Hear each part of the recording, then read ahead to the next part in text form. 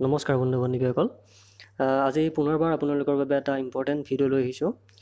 আজিৰ এই ভিডিঅ'টোত আমি অসম পুলিচৰ যোনটো এছআৰ পৰীক্ষা আচলতে পুনৰবাৰ অনুষ্ঠিত হ'বলৈ গৈ আছে বিভিন্ন ধৰণৰ বিতৰ্কৰ পিছত। ইতিমধ্যে এটা নতুন তাৰিখো ঘোষণা কৰিছে, আপোনালোকে নিশ্চয় গম পাইছে, 1 নৱেম্বৰ তাৰিখ। গতিকে সকলো যদি ঠিকে থাকে তেতিয়াহ'লে নিশ্চয় সেই তাৰিখটোতে পুনৰবাৰ এই পৰীক্ষাটো অনুষ্ঠিত হ'ব। গতিকে এই পৰীক্ষাটোৰ প্ৰতি লক্ষ্য ৰাখি আমি আজি আপোনালোকৰ লগত 100টা জিকেৰ প্ৰশ্নৰ এটা ছিৰিজ এটা আৰম্ভ কৰিবলৈ ওলাইছোঁ। আৰু এই ছিৰিজটোৰ আজি পাৰ্ট 1টোৰ বিষয়ে আলোচনা কৰিম। আজিৰ এই পাৰ্টটোত 20টা ইম্পৰ্টেণ্ট জিকেৰ কুৱেশ্যন সন্নিৱিষ্ট কৰা হৈছে। গতিকে ইতিমধ্যে যিটো হৈ গ'ল সেইটো খুবেই নিন্দনীয়। সকলো কোনে হয়তো এইটো আশা কৰা নাছিল, কল্পনা কৰা নাছিল। গতিকে যিটো হৈ গ'ল এইটোতো উপায় নাই আৰু হৈয়ে গ'ল। গতিকে আগন্তুক যোনটো পৰীক্ষা অনুষ্ঠিত হ'বলৈ গৈ আছে বা যিবোৰ পৰীক্ষা অনুষ্ঠিত হ'বলৈ গৈ আছে তাত যাতে এনেকুৱা ধৰণৰ বিসংগতিসমূহ, এনেকুৱা ধৰণৰ বেমেজালিসমূহ যাতে নহয়, তাকে আমি আশা কৰিম।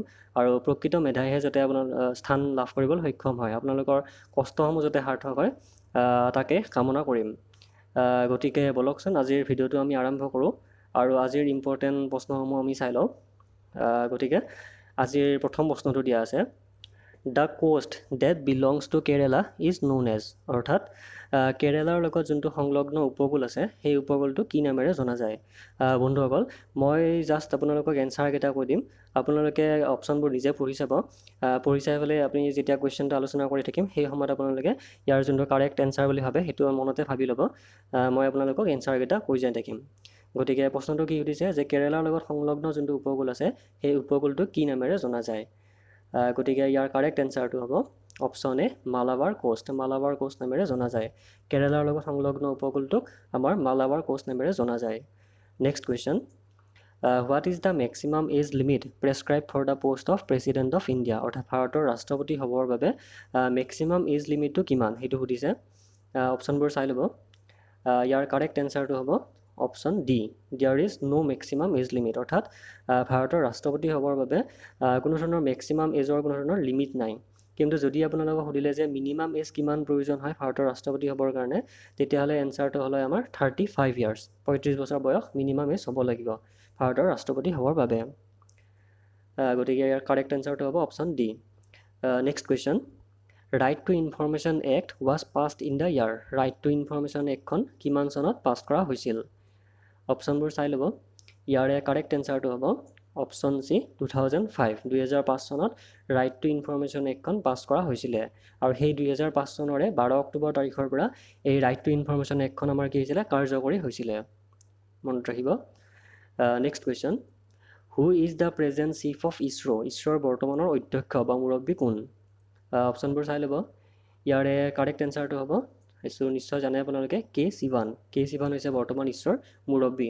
আৰু প্ৰথমগৰাকী চিফ কোন আছিল? তেতিয়া আমাৰ এনচাৰটো হ'ব বিক্ৰম চাৰাভাই। বিক্ৰম চাৰাভাই আছিলে প্ৰথমগৰাকী চিফ আৰু বৰ্তমানৰ চিফ হৈছে K Sivan. Next question, which element is not present in fats? ফেটছত কোনটো এলিমেণ্ট, তলত দিয়া এলিমেণ্টবিলাকৰ ভিতৰত কোনটো এলিমেণ্ট আমাৰ ফেটছত প্ৰেজেণ্ট নাথাকে? ইয়াৰ কাৰেক্ট এনচাৰটো হ'ব অপশ্যন ডি, ছালফাৰ। ছালফাৰটো ফেটছত প্ৰেজেণ্ট নাথাকে।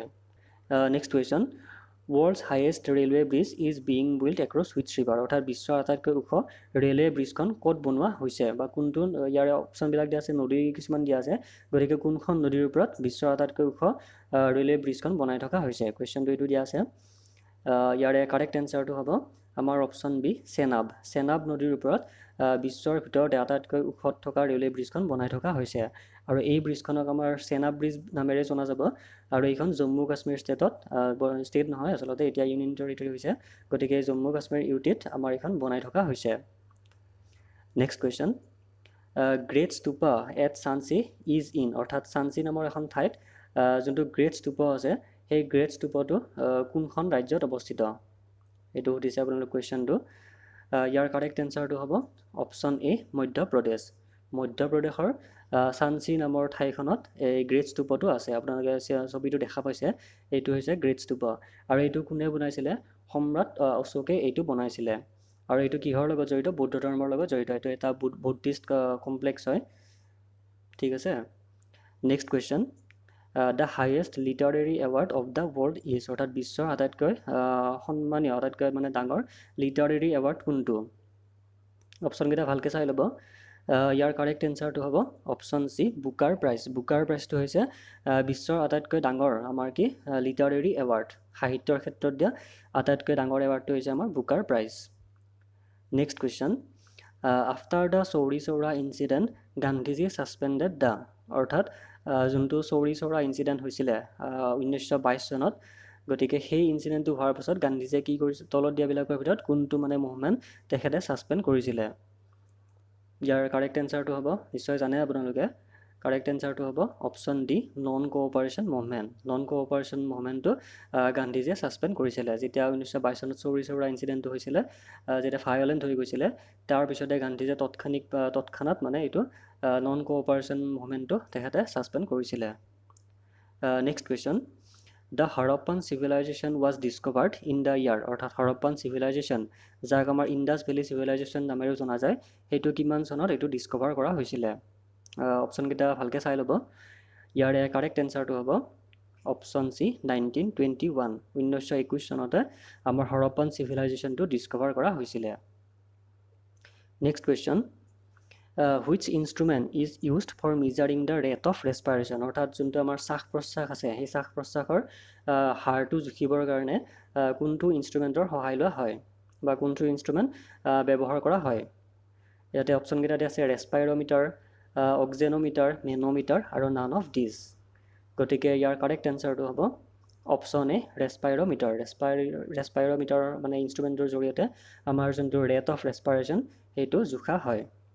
নেক্সট কুৱেশ্যন, বন্ধুসকল আপোনালোকে যদি ভিডিঅ'টো ভাল পাইছে তেনেহ'লে ভিডিঅ'টো প্লিজ লাইক আৰু শ্বেয়াৰ কৰি দিব, আৰু যদি আপোনালোকে চেনেলটো ছাবস্ক্ৰাইব কৰা নাই তেনেহ'লে চেনেলটো ছাবস্ক্ৰাইব কৰি দিবচোন এনেধৰণৰ ইম্পৰ্টেণ্ট প্ৰশ্ন পাই থাকিবৰ বাবে। গতিকে নেক্সট কুৱেশ্যনটো দিয়া আছে, international লিটাৰেচি day is observed on, international লিটাৰেচি day কোন তাৰিখে অবজাৰ্ভ কৰা হয়। অপশ্যনকেইটা চাই ল'ব। ইয়াৰে কাৰেক্ট এনচাৰটো হ'ব আমাৰ অপশ্যন চি 8 ছেপ্টেম্বৰ। প্ৰত্যেক বছৰে 8 ছেপ্টেম্বৰ তাৰিখে ইণ্টাৰনেশ্যনেল লিটাৰেচি ডেটো পালন কৰা হয়। Next question, in PIL what does I stand for, অৰ্থাৎ যোনটো PIL যোনটো টাৰ্ম আছে এই PIL টাৰ্মটোত আই লেটাৰটোৱে কি বুজায়। অপশ্যনকেইটা দিয়া আছে ইনফৰ্মেশ্যন, ইণ্টাৰেষ্ট, ইছ্যু আৰু insurance.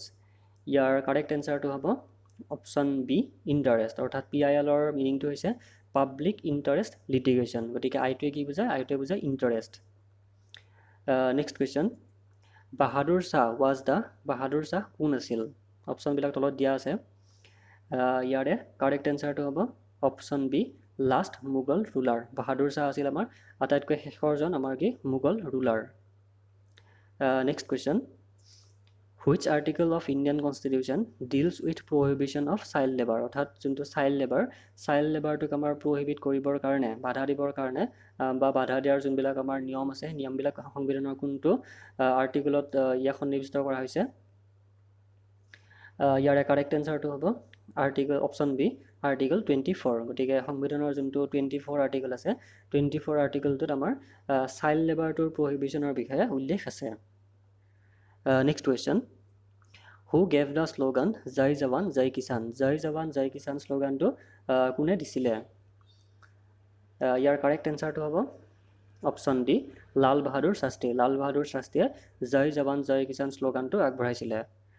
Next question, who publish the Tattvabodhini Patrika. Tattvabodhini পত্ৰিকাখন কোনে পাব্লিছ কৰিছিলে স্বাধীনতা সংগ্ৰামৰ সময়ত আচলতে।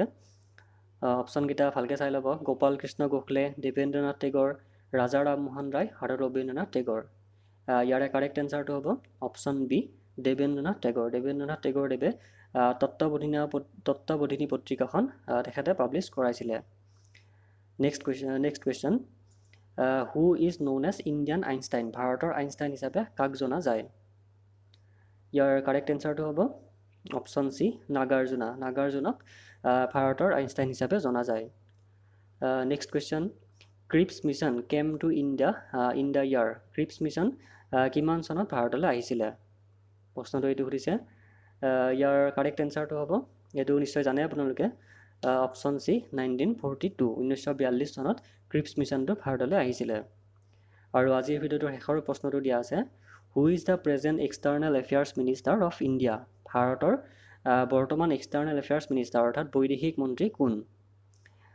ইয়াৰে কাৰেক্ট এনচাৰটো হ'ব অপশ্যন বি এছ জয়শংকৰ। আৰু এছ জয়শংকৰৰ ফুল নামটো কি? সুব্ৰমণিয়ম জয়শংকৰ। গতিকে বন্ধুসকল, আজিৰ ভিডিঅ'টোত আমি আপোনালোকৰ বাবে এইকেইটা ইম্পৰ্টেণ্ট প্ৰশ্ন লৈ আহিছিলোঁ। ইয়াৰ নেক্সট ভিডিঅ'টোত আপোনালোকে নেক্সট পাৰ্টটো দেখা পাব। গতিকে আজিৰ ভিডিঅ'টো চাই আপোনালোকে কেনেকুৱা পালে নিশ্চয় জনাব। যদি ভিডিঅ'টো চাই ভাল পালে তেনেহ'লে প্লিজ ভিডিঅ'টো লাইক আৰু শ্বেয়াৰ কৰি দিব। আৰু চেনেলটো যদি আপোনালোকে ছাবস্ক্ৰাইব কৰা নাই তেনেহ'লে চেনেলটো আপোনালোকে ছাবস্ক্ৰাইব কৰি দিব, এনেধৰণৰ ইম্পৰ্টেণ্ট ভিডিঅ'সমূহ পাই থাকিবৰ বাবে। গতিকে আজিৰ বাবে ইমানেই। ধন্যবাদ।